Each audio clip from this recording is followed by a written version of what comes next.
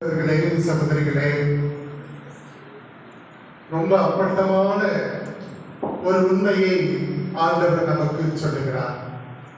என்ன அப்பட்டமான உண்மை? நிலத்தின் தோற்றத்தையும் வானின் தோற்றத்தையும் பார்த்து இது நடக்கும் என்று சொல்கிறீர்கள், அது அப்படியே நடக்கிறது. இதெல்லாம் நீங்க பார்க்க தெரிஞ்சுக்கிட்டீங்க, ஆனால் நேர்மையானது எது என்பது உங்களுக்கு தெரியாம போச்சா? இல்ல, ஆண்டவர் கேட்கிற கேள்வியை பாருங்க. மழை வரும், வடக்க மின்னா மழை வரும், தெற்க மின்னா மழை வரும், அங்க இருந்துட்டு காத்தடிச்சா மழை வரும், இதெல்லாம் சொல்ல தெரியுது. நீ இப்படி பேசினா அவனை அடிப்பான், நான் இப்படி நினைச்சேன்னா என்னை குத்துவான் அப்படின்னு தெரியும்ல. அப்படிதானா? நான் 2 அடி அடிச்சா அவனுக்கு உடம்பு வலிக்கும், 4 வார்த்தை நறுக்குன்னு பேசினா மனசு காயப்படும், நமக்கு எல்லாருக்கும் தெரியும். ஆனாலும் நாக்கப்படுகிற மாதிரி தேசிய நம்மளுடைய இயற்கையை கூட நாம் அறிந்திருக்கிறோம். மனிதனுடைய இயற்கையை நாம் என்ன செய்யறோம்? அவன் அழுத்தி வச்சு அமுக்கி வச்சோம். இயற்கையை பார்த்து இந்த மாதிரிலாம் மேகம் கூடுது, இன்னைக்கு மழை வரும், இந்த குளிர்ச்சியா காத்தடிக்குது, மழை வரும், இதெல்லாம் சொல்ல தெரியுது. ஆனால் அன்றாட உறவுல இப்படி பேசினா நீ இந்த மாதிரி விளைவை சந்திக்க வரும் அப்படின்னு மற்றவங்க சொல்லுவாங்க. அல்லது தனக்கே தெரியும், நான் இதை செஞ்சேன்னா இன்னைக்கு என்னை உதப்பாங்க அப்படின்னு சொல்லி எனக்கே தெரியும், ஆனாலும் அதை செய்வோம். அன்பானவர்களே, ஆண்டவர் சொல்ற வார்த்தையை பாருங்க. நேர்மையானது எது என நீங்கள் தீர்மானிக்காமல் இருப்பது ஏன்? இப்படி ஒவ்வொருத்தரும் நம்ம தீர்மானிச்சோம்னா, நான் அப்படி பேசுறேன்னா அவன் என்ன பேசுவான் அப்படின்னு ஒவ்வொருத்தருக்குள்ளேயும் மனசுக்குள்ளேயே நினைச்சிட்டு ஒரு வார்த்தையை விட்டோம்னா அது நல்லதா இருக்குமா கெட்டதா இருக்குமா? அடுத்தவங்களை பாதிக்கும், அடுத்தவங்களை காயப்படுத்தும், அடுத்தவங்களை மனநோக செய்யும், நான் பேசக்கூடாது அப்படின்னு முடிவெடுத்துட்டோம்னா நம்ம எதுக்கு வெட்டு குத்துன்னு போறோம் இல்லைங்களா? அன்பானவர்களே, ஆண்டவர் சொல்ற வார்த்தையை கவனிச்சு பாருங்க. நீங்கள் உங்கள் வழக்கை தீர்த்து கொள்ள முயற்சி செய்யுங்கள். நிறைய காசு செலவு பண்ணி அவன் ஒரு தீர்ப்பை சொல்லுவான், அதை இங்கேயே முடிச்சுக்கலாம்ல. என்ன பிரச்சனை? நீயா நானா, நீயா நானான்னு பார்த்துக்கலாமா அப்படிங்கிறது தான். கடைசியில் எங்க முடியுது? ஒண்ணு கொலையில முடியுது, இல்லைன்னா கோர்ட்ல முடியுது, இல்லைங்களா? நீயா நானா போராட்டம். இதற்கு அடிப்படை காரணம் என்னன்னா, விட்டு கொடுக்க முடியாத ஒரு மனநிலை.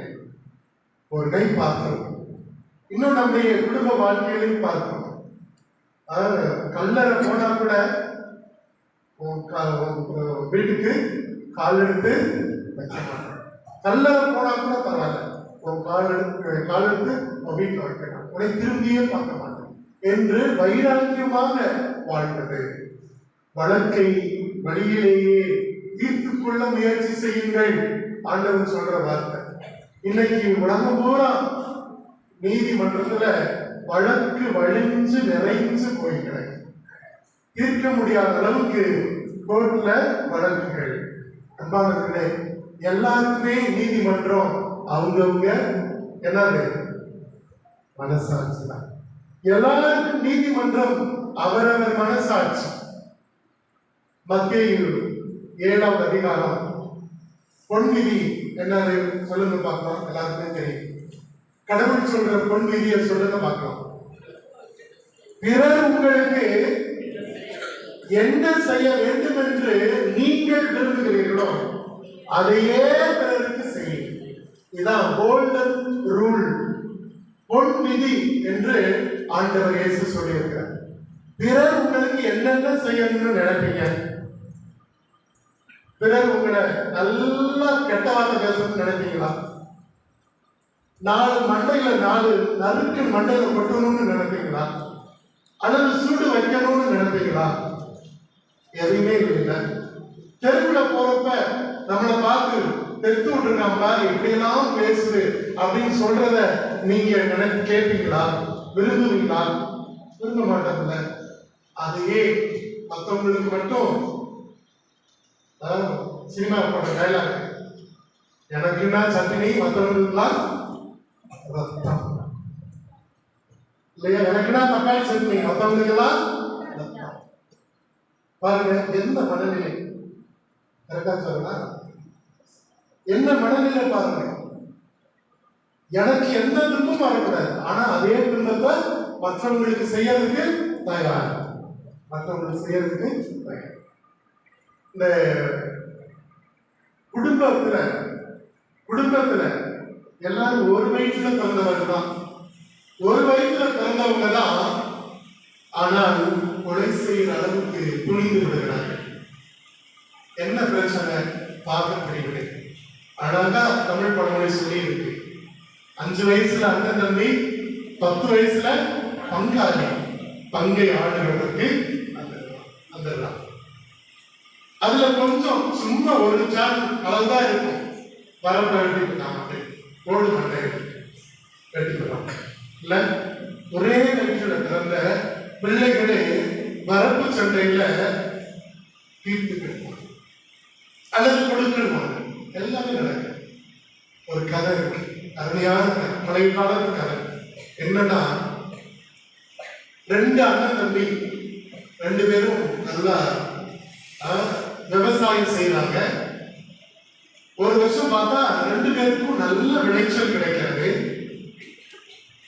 அண்ணன் நினைக்கிறா, எனக்கு இவ்வளவு விளைச்சல் கிடைச்சிருக்கு, பாவம் தம்பி அவனும் 2 பிள்ளைகளை வச்சிருக்கான் அப்படின்னு சொல்லிட்டு நைட்டோட நைட்டா ஒரு 10 மூட்டைய சாக்கு மூட்டைய நெல்லை கட்டிக்கிட்டு வண்டியில ஏற்றிட்டு தம்பிக்கு தெரியாம கொண்டு போய் அங்க இறக்கி விட்டு வந்துடுறான். அன்னைக்கே தம்பி நினைக்கிறான், எனக்கு எவ்வளவு விளைஞ்சிருக்கு, அண்ணன் பிள்ளைகளோட ரொம்ப கஷ்டப்பட்டு இருக்கிறான், அதனால அவனுக்கு 10 மூட்டையை கொண்டு போய் கொடுத்து வரலான்னு இவனும் வண்டி கட்டிட்டு போய் கொண்டு போய் கொடுத்துட்டு வந்தான். காலையில பாக்குறாங்க 2 பேருக்கும் என்ன இல்லை, எண்ணிக்கையில குறையவே இல்லை, 10 மூட்டை குறையவே இல்லை, 10 மூட்டை வந்தது. திரும்பவும் அதே அடுத்த நாள் நைட்டு 2 பேரும் வண்டி கட்டிட்டு 2 பேரும் நைட்ல போறப்ப 2 பேரும் இடையில சந்திச்சுக்கிறாங்க. ஆஹா, இப்படிதான் நடந்திருக்கோம் அப்படின்னு சொல்லிட்டு 2 பேரும் இறங்கி கட்டி பிடிச்சு மாறி மாறி குத்தம் கொடுத்துக்கிறாங்க. என்ன அர்த்தம் புரியும் எல்லாருக்கும் இல்லைங்களா?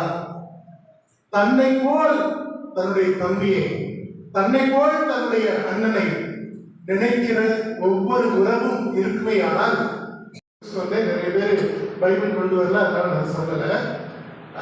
பசங்க இன்னைக்குதான் புதுசா எடுத்து வந்திருக்காங்க. ஒரு சில வசனத்துல மட்டும் நம்ம பார்க்கலாமே.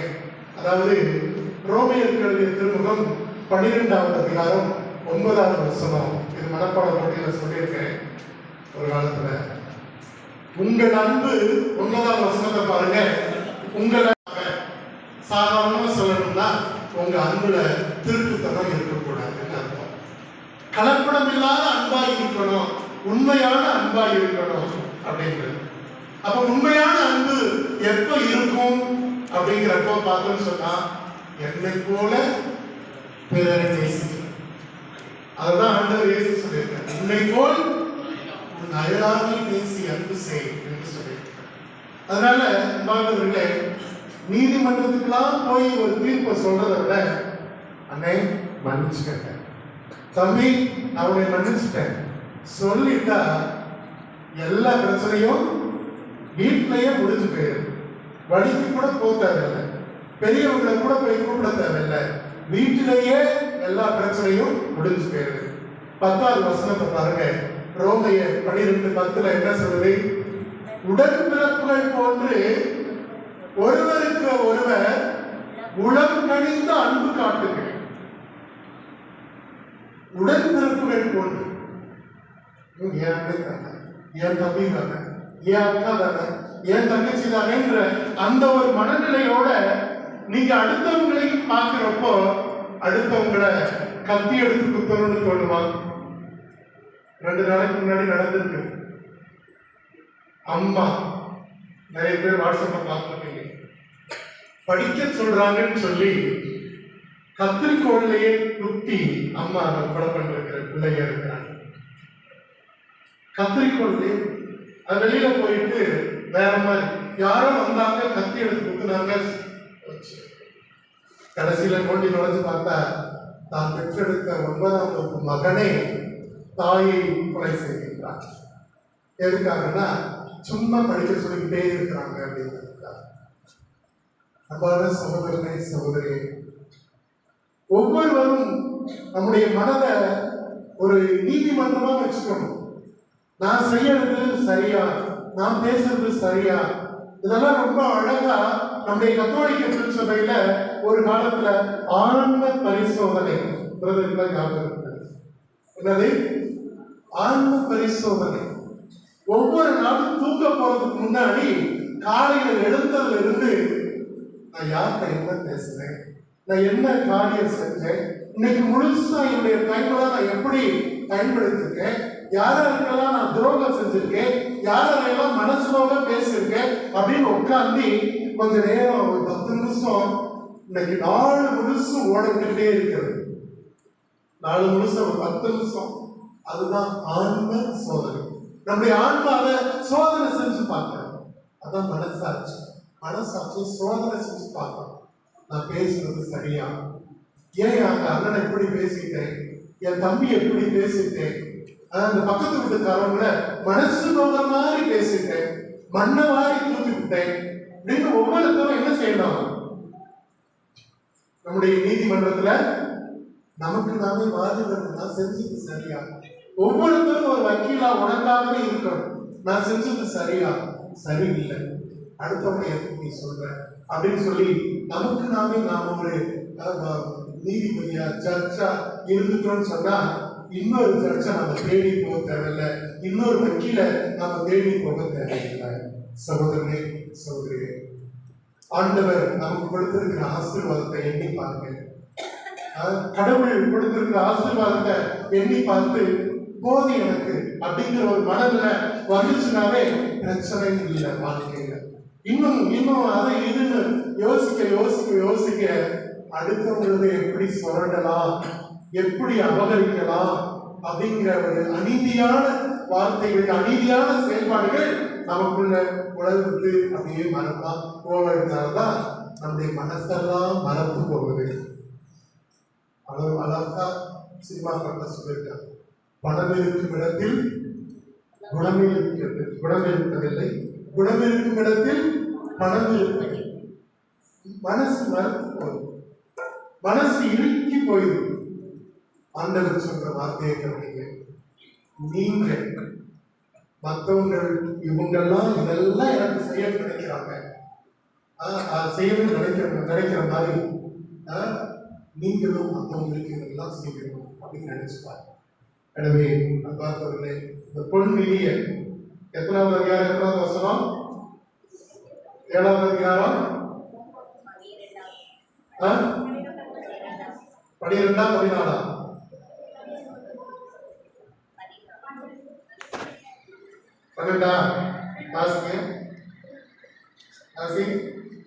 மத்தேயு நற்செய்தி 7வது அதிகாரம் என்ன வசனம்? அதிகாரம் நல்ல நல்ல சத்தமா சொல்லு. ஆகையால் பிறர் உங்களுக்கு என்னென்ன செய்ய விரும்புகிறீர்களோ செய்ய. ரொம்ப அருமையான வசனம். கோல்டன் பைபிள்லேயே கோல்டன் பொன்விழி என்று சொல்லுது. அது இந்த வசனத்துக்கு ரொம்ப ஒத்துழை. எனவே பார்ப்பவர்களே, நம்முடைய ஒவ்வொருவருடைய மனதும் நீதிமன்றமாக இருக்கட்டும். நம்ம இன்னொரு நீதிமன்றத்தை தேடி போகிறவர்கள வழக்குகளை வாதங்களை நமக்குள்ளாக முடித்துக் கொள்வதற்கு கடவுள் போதுமான சிந்தனையை, ஆற்றலை, நல்ல எண்ணத்தை தந்திருக்கிறார். பயன்படுத்திக் கொள்வோம். ஆமென்.